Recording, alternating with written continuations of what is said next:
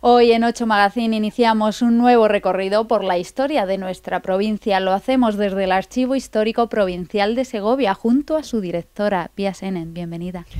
Encantada, gracias. Es momento de hablar, de contar a los segovianos qué encontramos en este archivo. Pues en este archivo encontramos una especie de enlatado de todo lo que puede ser la historia de Segovia, que va desde la Edad Media hasta ahora mismo, porque hay documentación de principios de este siglo XXI, de temas infinitos. Entonces iremos viéndolos poco a poco a lo largo del tiempo. Hoy concretamente vamos a hablar de los protocolos notariales. Para aquellos que nunca hayan tenido que hacer un documento de este tipo, ¿qué son? Los protocolos notariales son, vamos a ver, en primer lugar es el alma del archivo histórico, igual que la documentación de Hacienda. Es lo primero que entró en el archivo histórico y además la documentación quizá que ya desde mediados del siglo XX estuvieron recogiendo todos los histórico-provinciales de cada provincia, porque lógicamente hay uno en cada provincia. Lo que recogen es todos los contratos que se hacen entre personas físicas normales o personas jurídicas en un acuerdo entre ambas, donde no interviene nunca un juez. Lo único que interviene es un notario, que antiguamente se llamaban escribanos, y el escribano y el notario lo que hace es recoger por escrito el acuerdo de las dos partes. Generalmente son testamentarías, compraventas de cosas, cesiones de bienes, en términos generales esos negocios que todos hemos hecho. ¿Quién no ha tenido que escribir una hipoteca en este mundo donde las hipotecas han sido tan habituales? ¿O quién no ha comprado una casa? ¿O quién no ha dejado una herencia a sus hijos? ¿No? Pues eso es lo que está recogido en los protocolos notariales. ¿Cuántos contratos entre particulares hay aquí? Pues teniendo en cuenta que lo que tenemos son cerca de 11.600 libros, no llegan, son 11.590 y tantos, pues teniendo en cuenta que vienen a ocupar 5 o 6 páginas cada contrato, pues son muchísimos, son infinitos. El número en concreto no te lo puedo decir, no lo sabemos, vamos. Muchos de ellos reflejan las costumbres de nuestros antepasados. Hay muchísimas curiosidades, entre ellas las que vamos a destacar hoy. Teniendo en cuenta que lo que reflejan los protocolos notariales, todo lo que es el derecho civil, son los acuerdos entre la gente corriente, la gente de la calle, además en la gente en la que no se metía en líos, simplemente que llegaba a un acuerdo de quiero dejar a mis hijos esto, es algo absolutamente normal, natural y sin ninguna, aunque está sujeto al derecho, sin ninguna parte, digamos, escabrosa, como puede ser un delito de un derecho propio del derecho penal, ¿no? Entonces, esto lo que viene a reflejar es cuando una señora quiere dejar, por ejemplo, las joyas a su hija, describe las joyas en este. Entonces, vamos viendo que si uno lee con detenimiento, lo que tiene es una reconstrucción de la vida corriente, ¿no? Le dejo una casa y le cuento lo que hay en la casa, ¿no? Entonces, estoy en cierto modo recuperando el contenido de esa casa con un poco de imaginación y siguiendo la lectura del protocolo, lo que había en esa casa. Entonces, es un documento para el estudio de la etnografía y de las costumbres normales, o sea, la vida diaria. Y esta vida diaria, estos documentos procedían la mayoría de personas de clase alta, puesto que los demás les costaría mucho más pagar al notario. Claro, el notario cobraba por dos formas, primero por la escritura hecha y luego por el número de páginas, con lo cual tendían a escribir de forma muy gorda en algunos casos para poner muchas más páginas, y con una letra a veces bastante infernal. Pero lo que viene a recoger, lógicamente, es los negocios que podía tener alguien que tenía bienes, porque quien no los tenía ya no solo que no pudiera pagarlos, sino que poco tenía que transmitir, ¿no? Entonces, evidentemente, tiene que haber una cuantía económica, por lo menos de una clase media, hacia arriba. Hoy nos vamos a detener en uno de ellos y que vamos a pedirte que nos lo introduzcas, que nos digas a qué momento histórico nos lleva. Pues estamos a finales del siglo XVI, exactamente el 1586.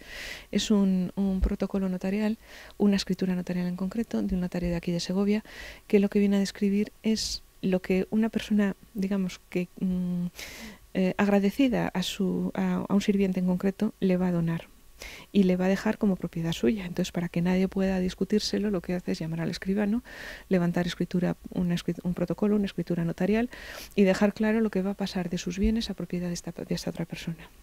Pues si te parece, vamos a abrir la columna donde se encuentra y vamos a cogerle.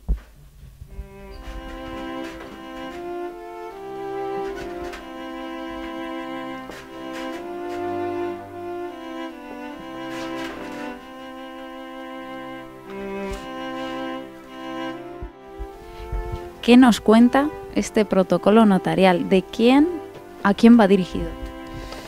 Pues este protocolo notarial va dirigido de una señora que se llamaba María Darza Dávila, que además, si uno se fija, ahora veremos que está escrito el Ávila con B de burro, con una B alta, a su ayo Martín. El ayo era una especie de tutor que se encargaba no solo de cuidarla, sino enseñarla en general cuando es niña y luego acompañarla en sus salidas. Una señorita de clase acomodada no podía ir sola por la calle, entonces le acompañaba a su ayo como una especie de guardaespaldas permanente que tenía con ella. Entonces doña María se casa, llega a un acuerdo de la dote con su marido y de sus bienes personales se tiene que deshacer de cosas porque ya no tienen utilidad para ella, se va a vivir a casa del marido y entonces le sobra una casa, entre otras cosas, y entonces este tipo de cosas se las va a ir cediendo a su ayo. ¿Y qué tipo de cosas se cedían a finales del siglo XVI? Todo lo que uno se puede imaginar, una casa con todo su contenido. Todo lo que este señor podía necesitar de ropa personal, de vestidos me refiero. Todo lo que podía necesitar de, digamos, de armas o lo que un caballero, lógicamente un caballero tenía armamento, entonces un caballero que se preciara, un hombre que se preciara en el siglo XVI tenía que llevar su espada, su caballo, las guarniciones del caballo. Este tipo de cosas le cede también parte de sus libros. Le va cediendo cosas de uso cotidiano en ese momento. Entonces, si quieres, vamos viendo un poco los detalles de este documento.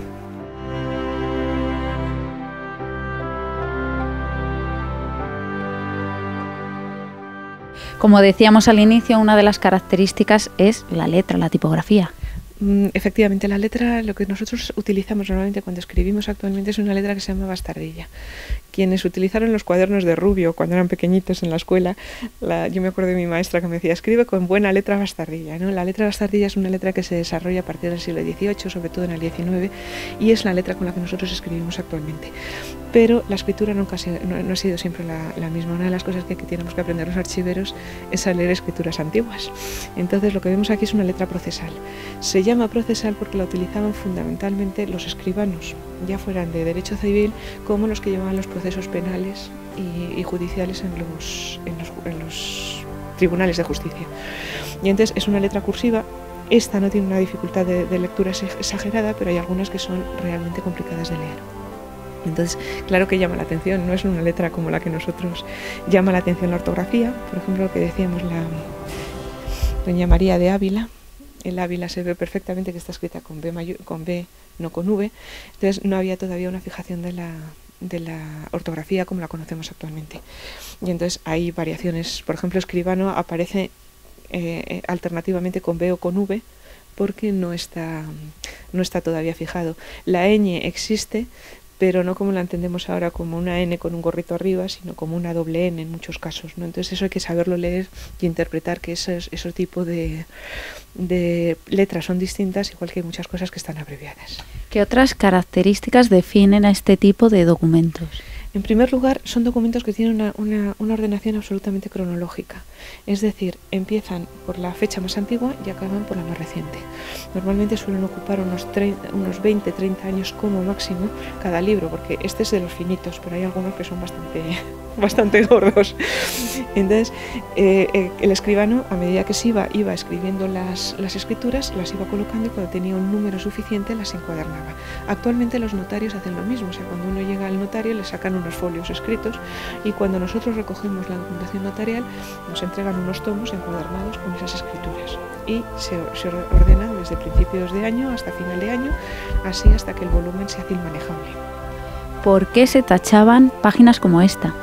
Pues muy sencillo, las hojas forman cuadernillos, de forma que para coserlo son dobles, o sea, nosotros vemos prácticamente un DIN A4 cuando realmente la hoja que utilizaba era una cuartilla de DIN A3. Entonces lo que hacía era doblarlo e iba cosiendo.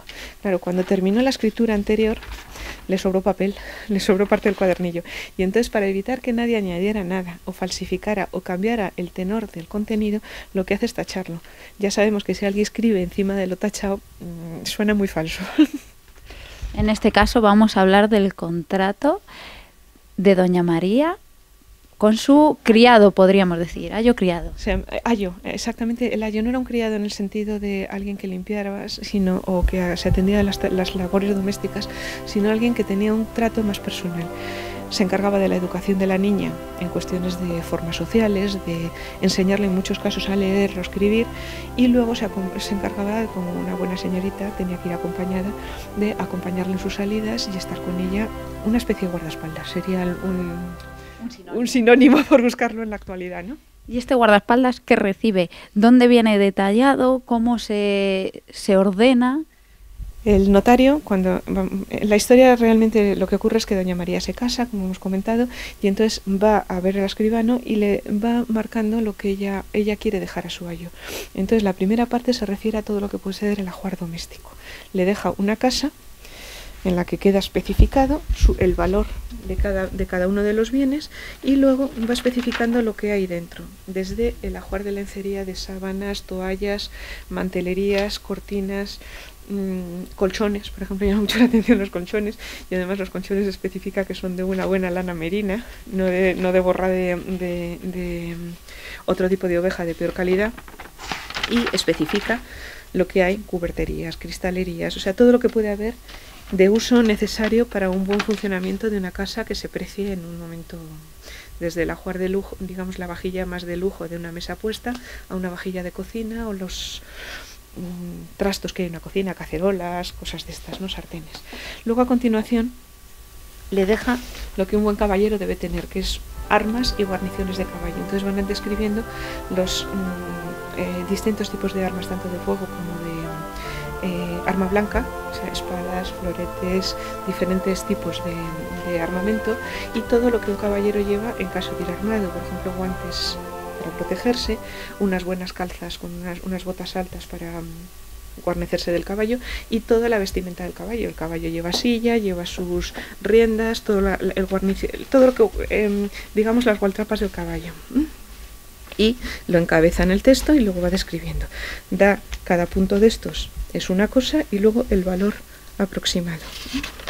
Si seguimos pasando, nos encontramos con otro, y entonces le deja también, digamos, todo lo que es la vestimenta necesaria para que un buen caballero, que va desde la capa, las sayas, las camisas, las calzas, el sombrero. ¿Qué precio puede tener la ropa de aquellos tiempos? Pues lo que sorprendía es que, por ejemplo, unas calzas eran carísimas si las comparamos con una cubertería de plata. Entonces, los precios oscilan, están dados en madaveríes, que es el tipo de moneda que en aquel momento está en uso, en madaverías y reales, y entonces va haciendo la suma. Son cantidades bastante altas, sobre todo aquello que podía ser muy especializado. O sea, es muy cara una espada, es muy barato un tenedor, aunque sea de plata y el otro sea de hierro, porque la espada tiene un trabajo de forja, cuando es un momento en el que además la plata, por ejemplo, llega de forma masiva a España, con lo cual no es un material demasiado caro, y son muy caras. Por ejemplo, todo lo que son el ajuar de Holanda, las sábanas de Holanda, los encajes venían de la zona de los Países Bajos, y entonces en la sábana es muy caro esto, pero sin embargo es muy barata la toalla, que es algodón de la zona. Entonces va cambiando el precio en función de digamos, la dificultad de obtenerlo. Y entonces, en resumen, son 12 páginas en la que este señor se van enumerando todo lo que él va a necesitar en un futuro, cuando ya esta señora deje de pagarle como criado, porque ya no lo necesita. Este protocolo notarial lo pueden disfrutar durante todo el mes de diciembre aquí en el Archivo Provincial. Los segovianos se pueden acercar y verlo.